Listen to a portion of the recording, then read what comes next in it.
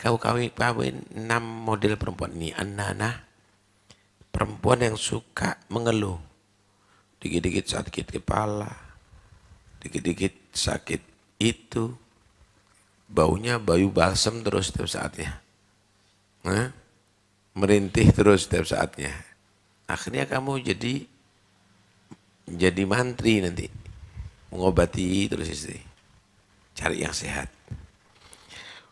Wala manana, istri yang selalu dia tadi itu merasa berbuat baik terus sama suami dan selalu dia menceritakan semuanya. Aku sudah memperlakukan kamu begini, padahal kamu sudah saya gini kan, saya gitu kan. Ngundat-ngundat kalau bahasa Jawa.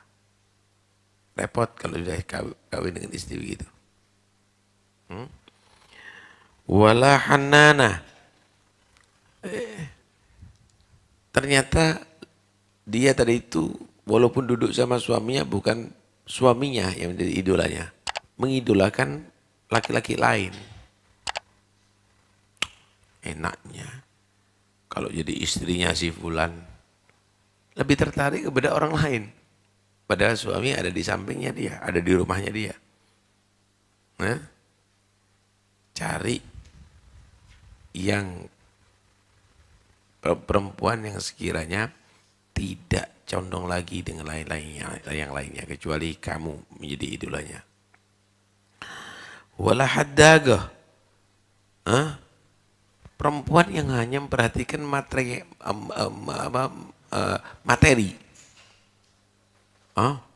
Kapan ya bisa dibelikan mobil sama itu? Tuh lihat tangan daripada teman-teman saya penuh dengan gelang emas. Sedangkan suaminya adalah sopir misalnya atau yang lainnya. Nggak sepatutnya itu terjadi.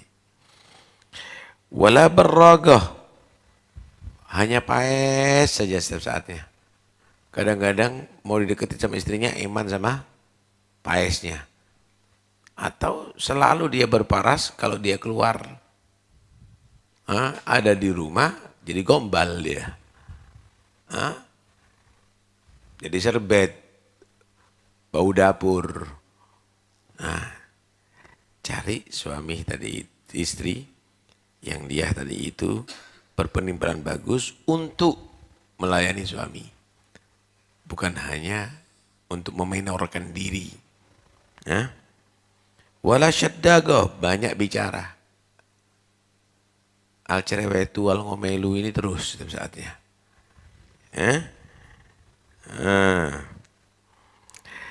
Ada lagi yang mengatakan begini, la tankih arba'an. Jangan kamu kawin dengan perempuan model 4 ini. Al-mukhtali'ah, yang selalu nuntut pisah sama suami. Yang selalu nuntut pisah. Minta cerai, minta cerai, minta cerai. Dan selalu. Wal mubariyah. Dia selalu membanggakan orang lain. Dia tidak merasa bahwa dirinya itu dimuliakan sama suami. Tapi itu lihat bagaimana. Temanku itu nasibnya bagus. Dia yang hanya banggakan duniawi saja. Bukan dia merasa bangga mempunyai suami yang begini. Wal akhir, perempuan yang fasik. Banyak kenalan laki-laki. Udah punya suami. Banyak kenalan laki-laki. Sama sepupu-sepupu akrabnya setengah mati. Wan nashiz, perempuan yang dia tadi itu merasa lebih unggul daripada suaminya. Ini semuanya adalah perempuan-perempuan yang akhlaknya tidak baik yang harus kita hindari. Kalau kepingin rumah tangga itu akan menjadi rumah tangga yang bagus. Nah, yang ketiga, keelokan wajah. Tidak bisa dipungkiri keelokan wajah itu.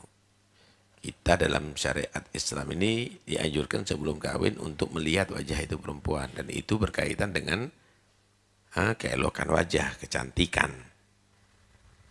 Ya.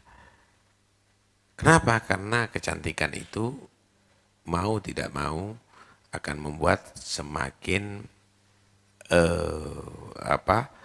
keluarga tadi itu semakin sejahtera, semakin bagus. Idza auga Allah fi nafsi ahadikum min imra'atin syai'an, kalau memang ada selera kepada seorang perempuan, falyandur ilaiha, lihat. Jangan cuma fotonya saja, ketemu, lihat. Ya. Fa innaha ahra an yu'dama bainahuma. Ini nanti akhirnya bisa kebahagiaan yang seterusnya. Jangan kok nggak sama fotonya. Fotonya mancung, ternyata aslinya enggak. Kenapa? Bisa dimodel itu foto. Hah? Matanya biru, ternyata belen misalnya. Ya. Nah, bibirnya tipis, ternyata dumbli misalnya. Nah, itu karena itu harus ketemu aja. Nah, sehingga dikatakan kullu tazwijin yaga ala ghairi nadhar fa akhiru hammun wa gham. Semua perkawinan yang tanpa pernah melihat itu akhirnya adalah sumpek, kegagalan nantinya. Nah, ya ada beberapa orang memang dia zuhud. Bukan hanya zuhud urusan dunia sama istri, juga zuhud. Gak cari yang, malah dia cari yang tua. Kenapa? Itu kan hanya untuk pelampiasan syahwat. Tidak perlu orang yang bagus, biasa aja. Dan itu dilakukan oleh sebagian orang-orang yang soleh.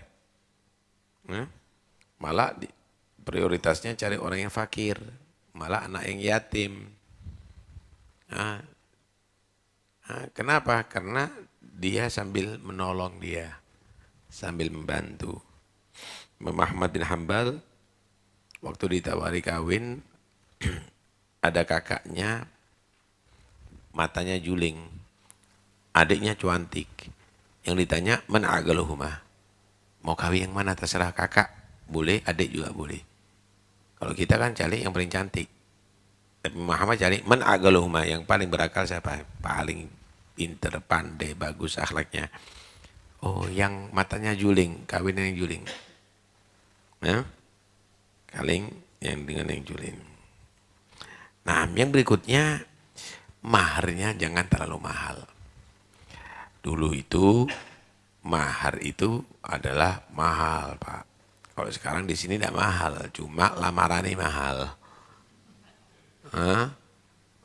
Biayanya mahal. Kalau dulu itu mahal maharnya. Nggak ada lamaran dulu itu. Nggak ada lamaran. Karena itu Nabi nyatakan khairun nisa ahsanuhunna wujuhan wa arkhasuhunna murah. Sebaik-baik perempuan itu cantik tapi maharnya murah. Cantik tapi maharnya murah. Ini dalam rangka juga untuk supaya mempercepat kawin. Ya kalau mahal-mahal semuanya akhirnya nyelengi sampai berpuluh-puluh tahun sampai tua tak kawin-kawin itu nanti. Ya. Nah, dan itu dicontohkan oleh para nabi sendiri bagaimana beliau adalah tidak terlalu kawin dengan mahar yang tinggi. Yang berikutnya, cari perempuan yang bisa memberikan turunan bila ada. Walud, kalau itu bahasanya. Alaikum bil waludil wadud.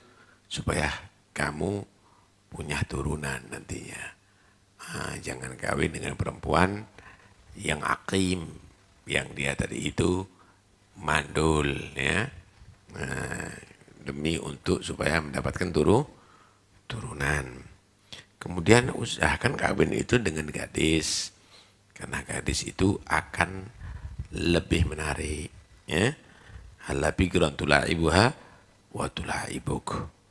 Ya, kecuali kalau misalnya anak punya anak banyak, masih kecil-kecil, saya perlu orang yang bisa mendidik anakku, tidak ada masalah. Paham ya? Dan itu juga dilakukan oleh sebagian sahabat. Yang berikutnya yaitu yang punya nasab yang bagus.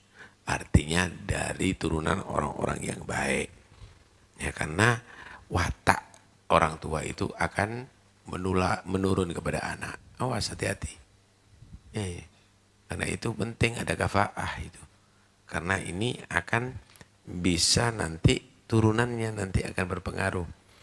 Ya, iyakum wa khatar ad-diman. Hati-hati loh dengan sesuatu hijau yang menarik tapi kotor. Wa ma khatar ad-diman, apa itu ya Rasulullah yang dimaksud?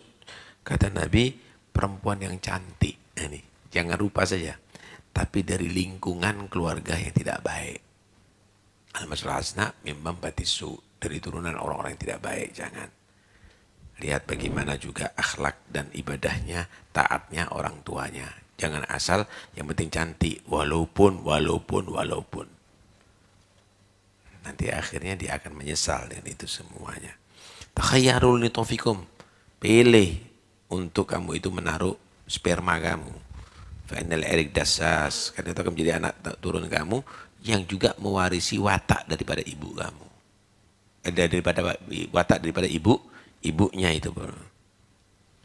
Kemudian ambil family tapi jangan yang terlalu dekat. Kenapa? Kalau terlalu dekat itu sudah terlalu akrab. Nah, family yang agak jauh untuk lebih mendekatkan. Nah, supaya itu juga berpengaruh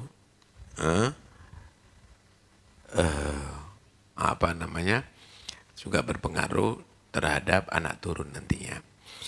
Nah, begitu juga perempuan jangan dikawinkan semua laki-laki. Ya pilih juga, jangan terlalu jelek dong. Anaknya cantik dikawinkan orang laki yang terlalu jelek, jangan juga. Akhlaknya juga dipilih. Prioritaskan agamanya juga, ilmunya dan seterusnya. Nah, itu ada seorang tanya kepada Hasan Basri mungkin. Dia tanya, ada orang minta putri saya, famimman uzawijuha, saya kawinkan dengan laki-laki yang bagaimana?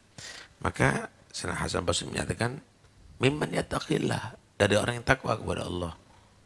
Fa in ahabbaha akramaha, kalau suaminya cinta dengan putri kamu, maka akan dimuliakan karena dia orang bertakwa. Wa in abghadaha, kalau dia kurang senang, lam yadhlimha, tidak mendoliminya. Itu kalau punya anak perempuan atau saudara perempuan, carikan jodoh yang persis. Sehingga dikatakan man zawwaja karimatahu min fasiq faqad qata'a rahimaha. Siapa orang yang dia mengawinkan putrinya atau anak perempuan, saudara perempuannya dengan orang yang fasik, itu sama memutus silaturahim. Nah, ntar lagi suaminya yang dia tadi itu berulah untuk durhaka sama orang tuanya, untuk nanti memutus silaturahim daripada saudara-saudaranya dan seterusnya. Cari orang yang akhlaknya bagus, agamanya bagus. Wallahu a'lam.